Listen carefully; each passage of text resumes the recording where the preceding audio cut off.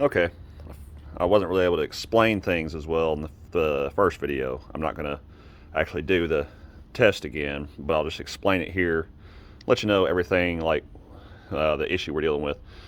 Like I said, we are going to have to get you a new engine. There's really no fixing this. Went over or looked into all the differences, iron blocks, aluminum blocks, and I told you there's a good chance, but this being an aluminum block, that it's even more likely to warp than an iron one would. Then also was going to check to see what clearances are. They're actually stricter on aluminum, not looser.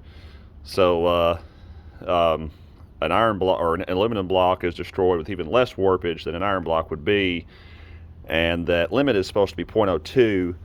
What I was using was a 0.03, and like I was telling you, the obvious area was the coolant. I could really tell from the stains, the way the gasket was, stuff like that, that it was really mostly leaking right between 2 and 3. When that straight edge was all the way across, this area was like it was supposed to be, that area was like it was supposed to be, and these two were pretty close. This one, even a 0.003, which is beyond the clearance, could still get under there, like all the way under.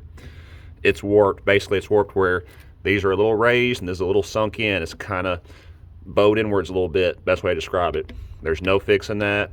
You do have to actually swap this engine. Basically, if we buy a new head gasket, we'll be throwing in there for no reason.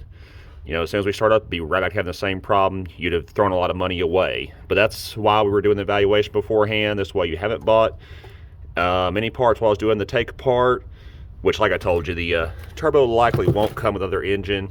Usually they just send you the main parts. So that need to be replaced, so you didn't waste anything there. You'll have a brand new turbo to go along with your new engine as well. But we did avoid buying other parts we're not going to need.